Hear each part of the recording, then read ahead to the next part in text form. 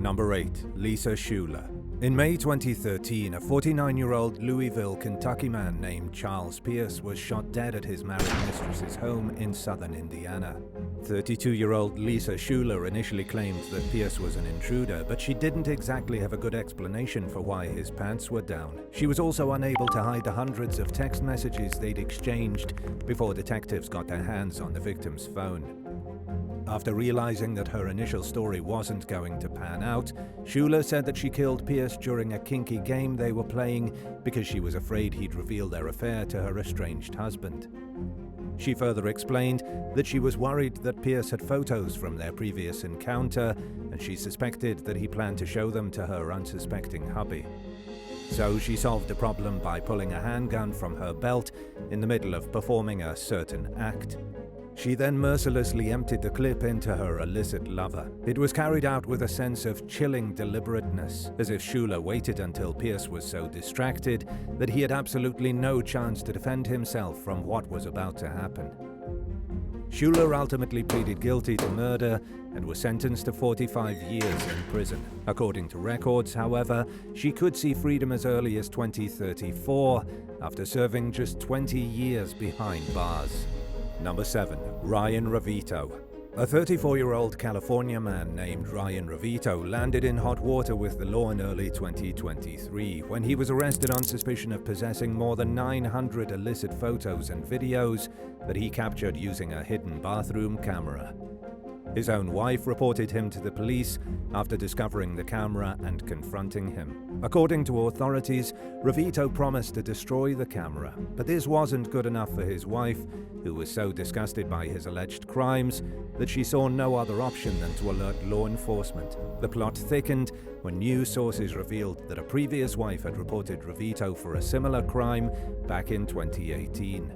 Sadly, though, this previous case got lost in the computer system due to a software glitch, and Ravito went uncharged until the more recent allegations against him came to light. While filing the current case into the computer system, police discovered the earlier accusations in a file that had never made it to its proper destination after being rerouted by the software. But now that the second round of allegations have been brought forth and the first case has been rediscovered, Ravito is facing felony charges. He's maintained his innocence through his lawyer, who told NBC reporters that he prefers to fight the case through the legal system rather than the media. But otherwise, he's declined to comment on the cases. Number 6. Tiffany Camp. In a sickening act of alleged cruelty that happened in early 2022, a 33-year-old woman from Dinwiddie County, Virginia, named Tiffany Camp was accused of burying a dog alive. The allegations came to light when someone at the trailer park where Camp lived claimed to witness the act firsthand. Police reported to the property, where they found the pit bull mix, Lily, buried in a garbage bag. She was clinging to life and was expected to survive, but she faced a long road to recovery. According to an update from about a month after her rescue, Lily had made considerable progress. She was putting on weight and had undergone surgery to repair some internal damage, but she was still under close medical care due to ongoing problems with her back legs. Camp was charged with felony animal cruelty and was held without bond while she awaited her next court date. The outcome of the case is unclear, but Virginia prison records show that nobody by Camp's name is currently incarcerated in the state. Number 5. Sha Spink. When Sarah Pitcher realized that her toxic marriage to Sha Spink wasn't going to work out, she divorced him and moved from Indiana to Phoenix for a fresh start. She thought the worst was over, but she was unaware of just how unwilling Sean was to let go of their relationship. Unbeknownst to Sarah, her ex had followed her to Phoenix and made a habit of stalking her outside her house with binoculars. And when neighbors noticed Sean had expressed their concerns to Sarah, she merely assumed he was an innocent stranger bird-watching in the neighborhood. But she learned the harsh truth one day in September 2018, when Sean viciously attacked her as she stepped outside with her dog. He sprayed Sarah in the face with Raid, forced her back into the house, zip-tied her wrists, and brutally assaulted her. And in what would later turn out to be a bizarre murder plot, Sean tried to suffocate his ex-wife to death with a garbage bag. Then he stabbed her in the face with a knife while telling her that he was going to kill her and then drive off a cliff. Sarah later told local station KPNX that she still remembered the crunching sound of the blade puncturing her skull. She spent 3.5 hours fighting for her life, at times fearing that she was going to run out of strength. Then, when trying to physically fight off her ex didn't work, she attempted to convince Sean that they should go for ice cream one last time, like they used to do as a couple. And it worked. When Sarah saw people in the parking lot outside the restaurant, she fled from the vehicle and ran toward them, screaming for help. She was left blinded in one eye by the attack. Sean sped away, but it was only a matter of time before he would face justice. He's currently serving a sentence of 25 years to life for attempted murder, aggravated assault, kidnapping, and other charges. Sarah can rest easy for now, but Sean has allegedly continued to threaten her from behind bars. She plans to fight to keep him in prison when he becomes eligible for parole in 2047. Number 4. Russell Tillis. A Florida woman named Terry Patzer thought she'd found the man of her dreams when she met Russell Tillis in the late 1980s. At first, she was thrilled by how attractive and noticed Tillis made her feel, but it wasn't long before his flattering gestures gave way to controlling and abusive behavior. Terry nevertheless gave Tillis the benefit of the doubt and pursued a future with him, hoping that he'd eventually go back to being her knight in shining armor. She later told the ID channel series Evil Lives Here that the relationship only worsened as Tillis became increasingly possessive and cut her off from her family and friends. Terry tried unsuccessfully to leave Tillis at least once, but by then she'd started a family with him, which understandably made it difficult to get away. At times she felt more like her husband's hostage than an actual wife, and at one point, Tillis threatened to hunt Terry down if she ever left him.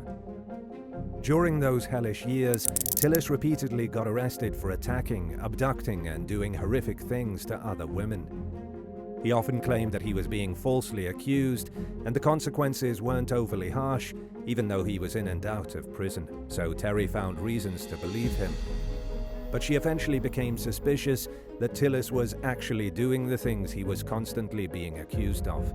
After 9 years of marriage, Terry finally made a clean break. She moved into her own place, divorced Tillis, and did her best to keep herself and her children safe. And while she knew what an awful person her ex-husband was, she was nevertheless shocked when Tillis was charged with murder in 2016.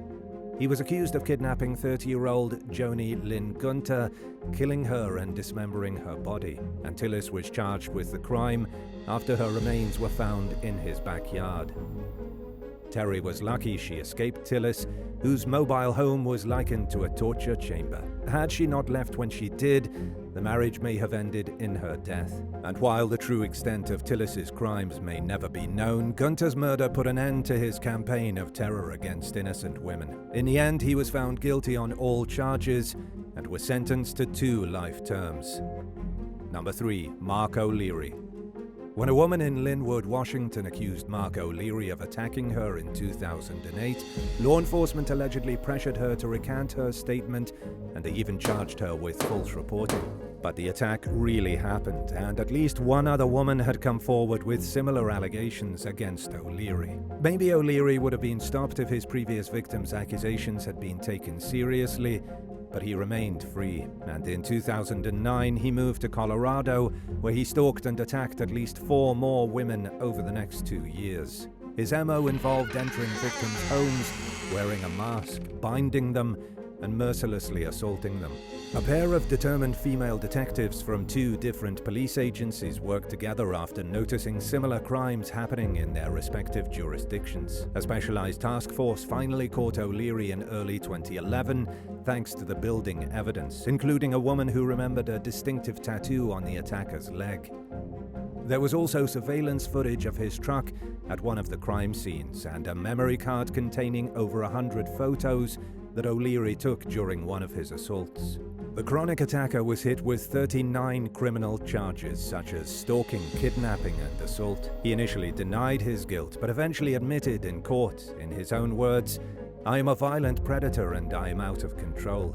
O'Leary pleaded guilty to 28 counts and was sentenced to 327.5 years in prison. He agreed that he deserves to spend the rest of his life behind bars, and that's exactly what he's doing. The Netflix miniseries Unbelievable was based on O'Leary's case and, more specifically, on the systemic failures that led to a lack of justice for his first victim, which enabled him to continue committing horrific crimes against multiple other women. Number 2. John Long and Jessica Offenberger.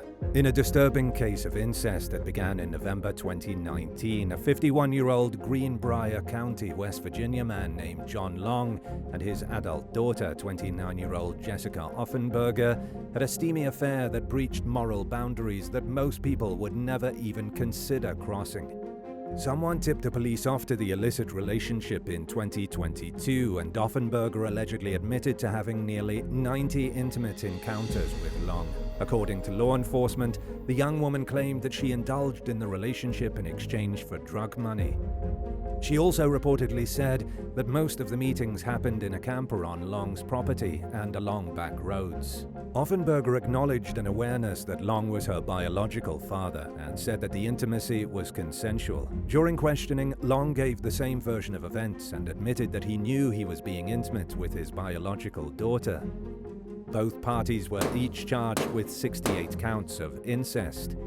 And according to an update from August 2023, Long was sentenced to 10 to 30 years in prison. Then, after his release, he'll serve 5 to 15 years of house arrest. He'll also be on probation for 25 years. Unfortunately, though, the status of Offenberger's case is unclear. Number 1. Charlie Smith. Over a 5-month period in 2012, a former mechanic from Accomack County, Virginia, named Charles R. Smith III, committed dozens of arsons because of an intimacy problem with his girlfriend, Tonya Bundick. According to a videotaped confession, Smith and Bundick experienced problems in their relationship because of Smith's inability to perform in the bedroom. Or in other words, Smith allegedly committed the crimes out of his intimacy-related frustrations, which only added to the other problems the couple were experiencing at the time, including poverty and addiction. At their worst point, the pair were eating out of dumpsters. Smith initially refused to implicate Bundick as an accomplice to his crimes, but he'd later claim that it all started when Bundick told him to burn a building down. And so began a pattern of ending the night with some matches and old rags. It wasn't long after that before Smith became convinced that he had to continue committing arsons in order to keep her happy and to make up for his intimacy issues. The fires perplexed investigators, who spent countless hours trying to find evidence or some sort of pattern that would lead them to the culprits. They even staked themselves out near abandoned buildings, hoping to catch the perpetrators in the act. But the fires continued as the suspect somehow went unnoticed. At the height of Smith's crime spree, an arson was happening almost every night, and firefighters were sleeping in the station because they were so busy. Despite Smith's eventual decision to point the finger at Bundick as the inspiration for the fires, she was only ever connected to one arson. Smith refused to testify against his girlfriend until he found out that she was seeing another man, at which point he apparently became more willing to incriminate Bundick.